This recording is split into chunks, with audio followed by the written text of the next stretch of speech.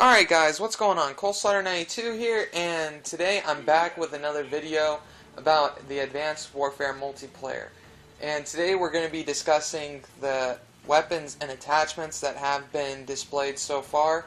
I'm only limited to a certain amount of weapons because they haven't revealed all the weapons yet. But before I go ahead and get into it, I want to tell you what you're going to be watching.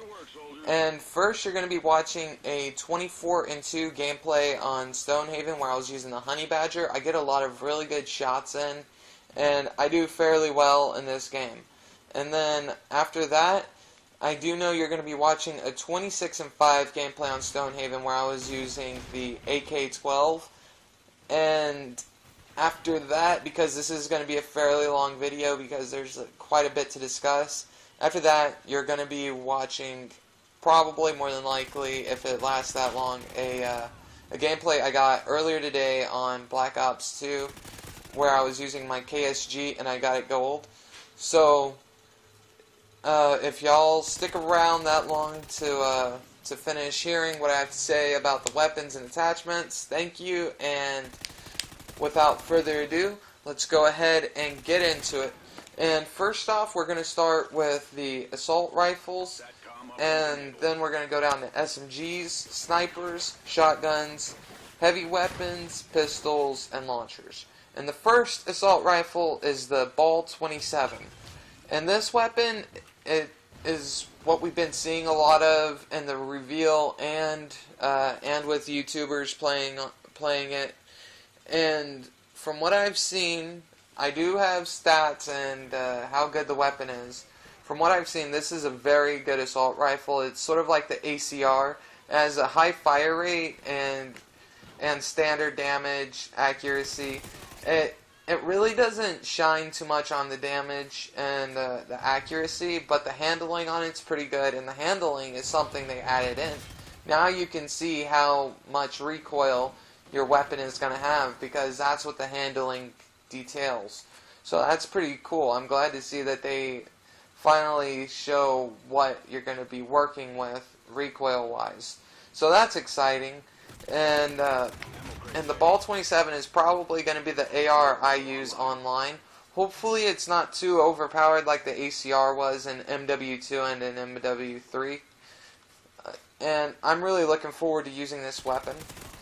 And moving down, we have the HBRA3, which pretty much has the same stats as the Ball 27. It has fairly good stats all around, but it has above average handling. So I think this is going to be like the SC 2010 on Call of Duty Ghost. If y'all have played Call of Duty Ghost, y'all know what the SC 2010 is. It's pretty much a really, really accurate gun that has little to no recoil, but it has fair damage and fair fire rate. I really like it. I use it a lot myself, and hopefully I'll be putting out a video here soon with me using it. Keep an eye out for that on Saturday, wink wink. And then after that we go on down to the IMR, which is a 3D printer rifle, which is one of those laser guns. And everybody was worried about it being overpowered, but it truly isn't, because it's pretty much got standard stats all across the board, but when you get to damage, it's pretty high. But from what I've seen, it really isn't that big of a factor. The damage doesn't really cause too much issues. It's not super high. It's not overpowered. It seems really balanced. All these weapons, from what I've seen, are really balanced, and they all counteract each other. So keep an eye out for that. And then moving on down the line, once again, we're now going to the attachments. And the attachments are pretty standard. We see a lot of reappearing attachments from Black Ops 2 and previous titles, but there are a few new ones. So let's get into it. The first attachment is ACOG, which is an increased zoom. We've all seen that one before. And then the next attachment is autofocus, which is brand new.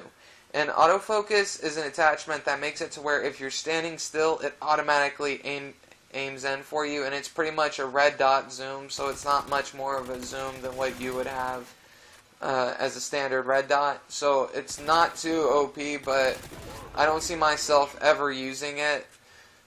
I mean, the people who are primarily going to be using it more than likely are campers, so I'm not really looking forward to that, but hopefully it doesn't cause too many issues. And then moving forward, we have the foregrip, which is making another appearance, which makes it to where you have reduced recoil and makes it more accurate. So that's coming back from previous titles, from like the past 2 titles, that's coming back. And then after that, we have the grenade launcher. Fucking noob tubes are back. Yes, ladies and gentlemen, noob tubes and Danger Close is back. I called it. I'm not looking forward to it. Fuck that shit.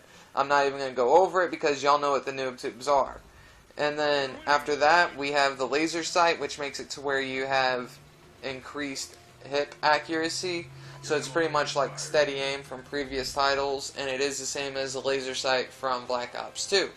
And then after that, we have the lightweight grip, which is renamed from the quick draw handle in Black Ops 2. So they pretty much brought that back for assault rifles, subs, and I think it's on LMGs. It's not on snipers, so no worry about that. And then after that, we have the lightweight stock, which is just like the stock from Black Ops 2, Stalker from Ghost, and MW 3. And it makes it to where you have increased weapon movement while ADSing. So pretty much it helps with strafing and moving forward faster when you're using your primary. And then after that, we have the parabolic mic, which is a brand new attachment that has been brought to us. And what the parabolic mic does, it makes it to where when someone's using a suppressed weapon, they still show up on the radar, which I can see myself using every now and then. If I'm in a lobby with nothing but people using suppressors, I will use that attachment on my weapon. And after that, we have red dot sight, which is standard. We've seen it before, 2x zoom. It's just making another appearance.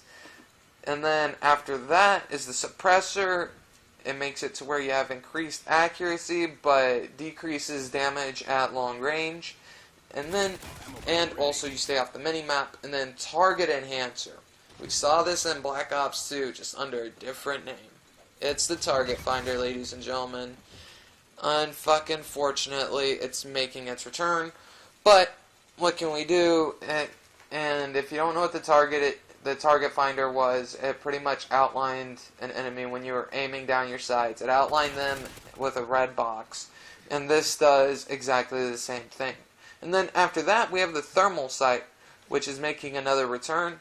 And the thermal sight has been tweaked up a little bit, and it made it to where instead of there being a gray or white outline on someone, it's now heat signatures. So the person will show up. It'll show up in warm colors. So it pretty much makes it to where they'll show up in orange or red depending on the distance. But if they're at longer distance, it'll be really hard to spot them because it's a blue, because the scope is blue. And then after that is tracker rounds, which is a new attachment which I discussed in my previous video where I went over the perks. It makes it to where if you're shooting someone, they'll appear on the radar after you put bullets into them. So it pretty much works just like Recon Pro did in MW3. And then we go to the last attachment, which is the variable red dot, which is just like the hybrid optic from Black Ops 2, MW3, and Call of Duty Ghost, but it's changed a little bit.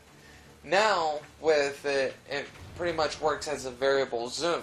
You have one lens instead of having it pop up different lens, and it zooms in, which is pretty cool. I really like that idea, and I'm really looking forward to seeing it in game and using it in game. I'm more than likely gonna be using it myself.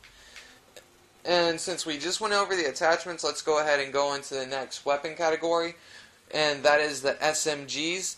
And the SMGs have very familiar weapons that we have seen, and they're similar to weapons we've seen in previous titles, such as the KF5, which reminds me of the MP5 because it had moderate fire rate and it had fairly decent damage and accuracy, but the recoil wasn't bad. It had really good recoil, and the range was really good on it too. So if you're someone who used to use the MP5K or the MP5 in previous titles, this will be a weapon that will remind you of it. And keep in mind, every weapon has the same mobility, so I won't have to cover that with you. SMGs have the highest mobility next to pistols, and the same as shotguns.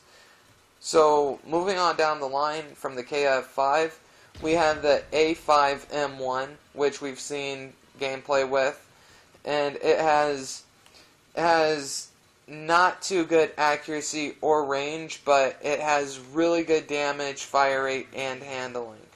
So this is one of those weapons that will drop off at long distances, but for medium range gunfights, this will be the weapon to go with, because the fire rate and handling and damage are really good at medium range.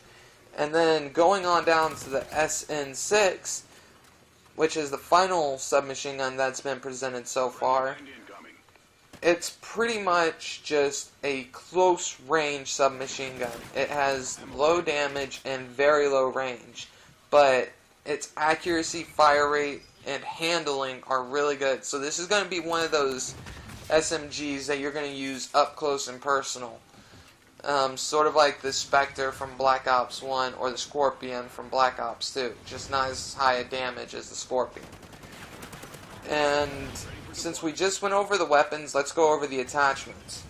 And it pretty much has all the same attachments as an AR, except for the autofocus. You are intended to move around a lot with the SMGs. That's implied because they're for running gunners.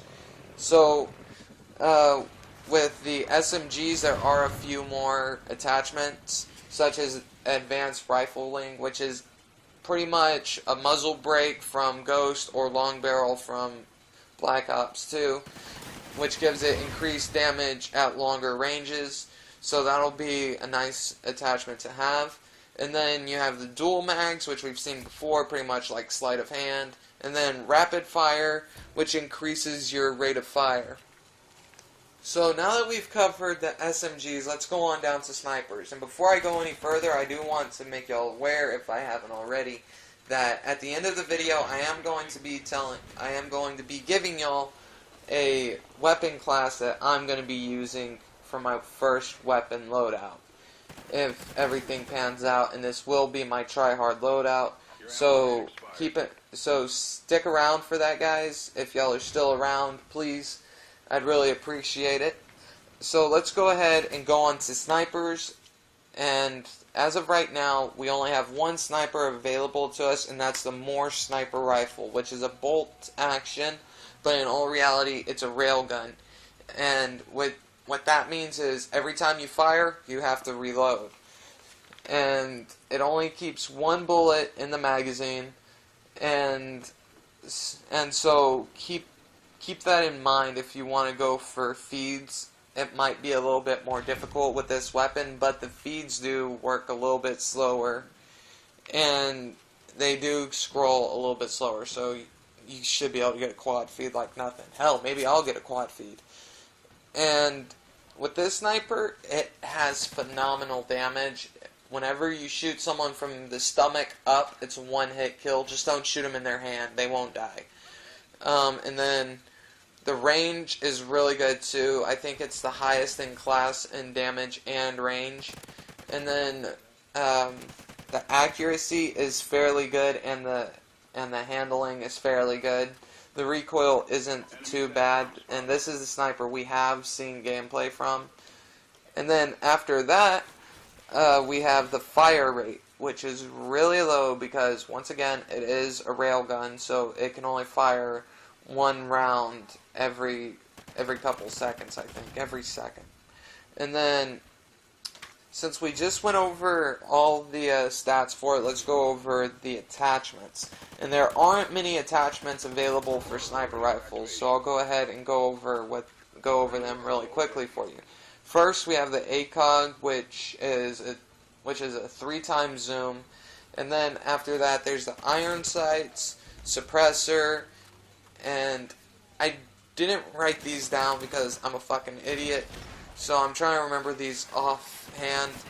Iron sight suppressor, tracking rounds, parabolic microphone, and lightweight stock. No lightweight grip, but there is lightweight stock, and then there's the there's a thermal sight for it. So that's pretty much it for the sniper rifles. Those are the attachments, and I do know that the Lynx is making a return, but I do not have the stats on it, so I can't really go over that with you. And from what I've seen, it is a dual render scope, which means it's going to be like the Ghost sniper scopes, where you still see an outline of what's going on around you.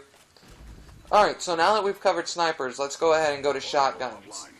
And there's only one shotgun that's been presented to us so far, and that's the TAC-19, which I think is a pump-action shotgun because it has a very low fire rate, and I figure it's a pump-action just because of that, because it has the lowest fire rate in class, and I think it has the highest damage in class as well, and the mobility, as you can imagine, is really high because it's a shotgun. Shotguns, SMGs, and pistols do move faster. And then the range is very low, and the accuracy is very low, and the handling is fairly good. It's decent. And since that's everything covered on the shotgun, let's go ahead and go over the attachments. You have advanced rifling, which is long barrel or muzzle brake, foregrip, laser sights, lightweight grip, lightweight stock, parabolic microphone, red dot, and target enhancer. I don't know why you would need a target enhancer with it, but you can. And there is no suppressors for shotguns in this game, so you shotgun whores better watch out, because I'm gunning for you if I hear your gun go off and see you on the radar. I'm coming for you. And then moving on down, we have the heavy weapons, which pretty much replace the light machine guns. And this is a very interesting weapon class because so far there are only 2 LMGs, well, heavy weapons that we have been presented to us, but one of them is standard akimbo, which is really interesting. But first, let's go ahead and go over the EM1, which is a fully automatic 3D printer rifle heavy weapon.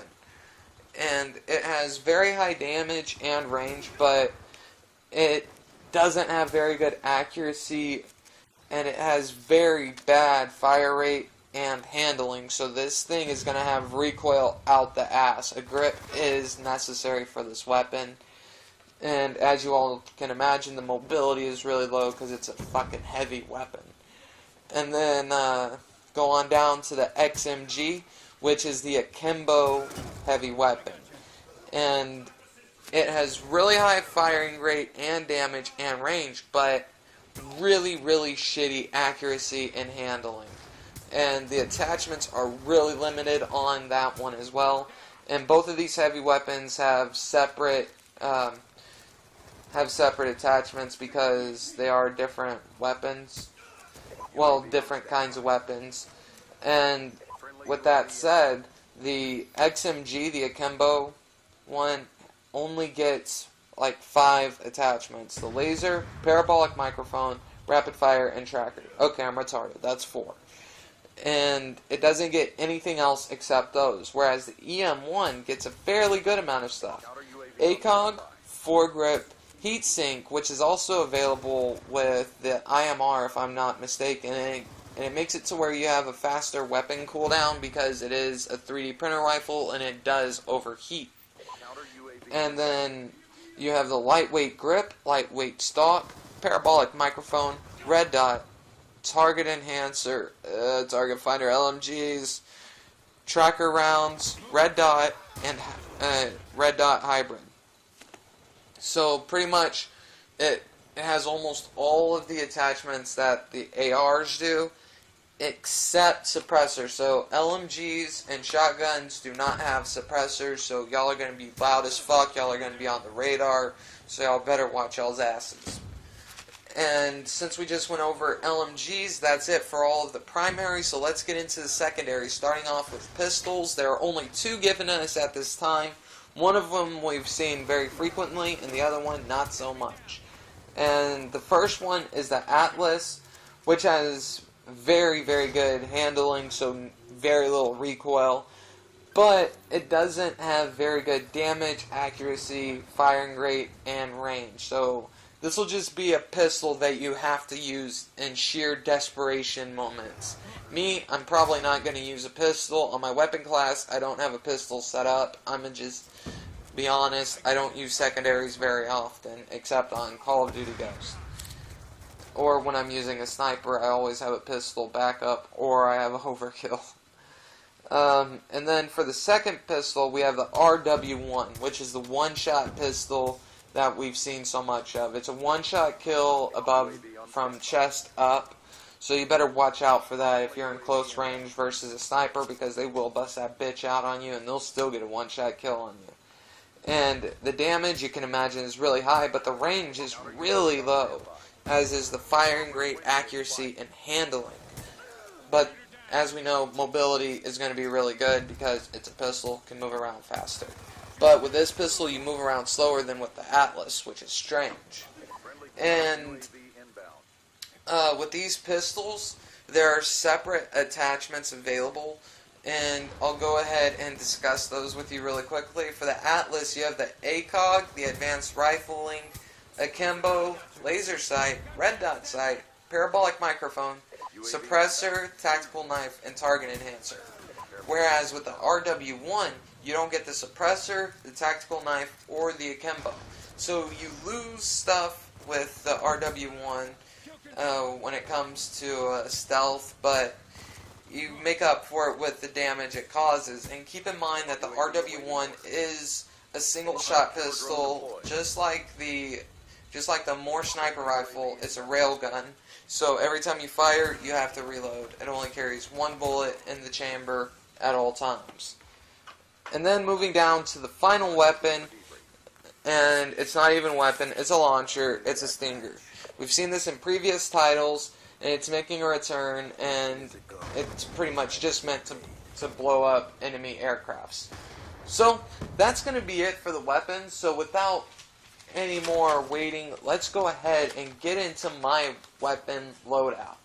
And for my weapon loadout, it's going to be the Ball 27. And that's the assault rifle that has fairly good stats on everything except firing rate, where it excels. It's like the ACR. That's going to be my weapon of choice. And I'm going to have two attachments. I'm not going for primary gunfighter. I'm going with the suppressor and the variable red dot sight. Or I'll go with the variable red dot sight and grip, or I'll go with the suppressor and the grip. Because that's just how I roll. I really like the variable red dot, and I think it's really cool. And then for my perk 1, I'm going to go with low profile, which will keep me off of the enemy UAV when they have that up, and I won't be able to be seen by tracker rounds. And then I'm going with cold-blooded for my tier 2, keep me off the target enhancer sights and thermal. And then after that, I'm going with blast suppressor, which makes it to where I stay off of the mini-map when I'm using my EXO abilities. And then for my EXO ability, I'm going to be using STEM, which makes it to where I have increased health for a shorter period of time, just like Juggernaut in COD 4 and 5. And then for my launcher, I'm not taking anything because I'm going with a lot of wild cards. And in place of a pistol and a launcher, I'm using Tactician, which makes it to where I can have an EXO in place of a launcher, and I'm going with Overclock as my EXO ability, which makes it to where I have increased movement speed for a short period of time, sort of like Lightweight, but as an EXO ability, and I'm sure I'm going to use that quite a bit. And then for perk 1, for my second wildcard, I'm going with perk 1 Greed, which I'm going to use for Overcharge, which makes it to where I have an extended EXO ability time, and also makes it to where a shock emits when encountered with the boost slam, and I'm not sure how that works still, so meh.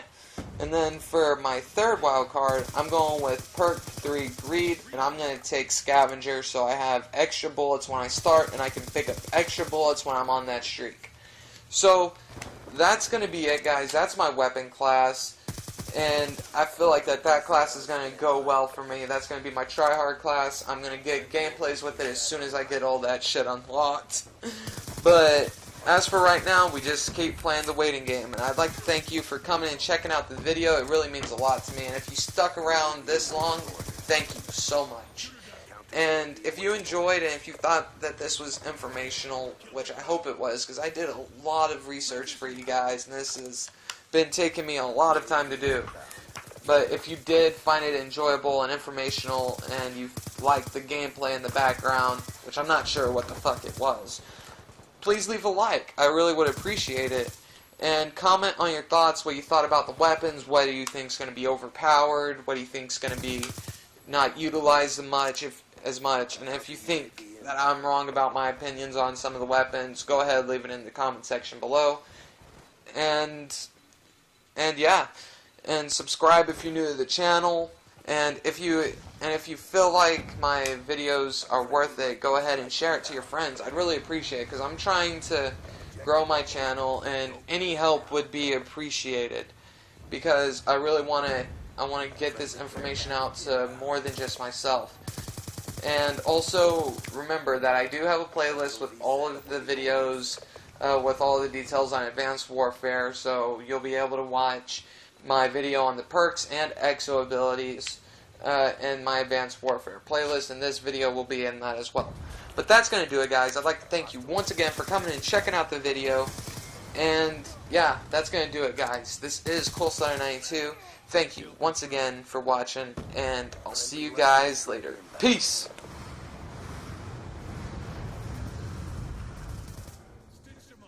Lightning strike coordinates received. Inbound. Big win, job done.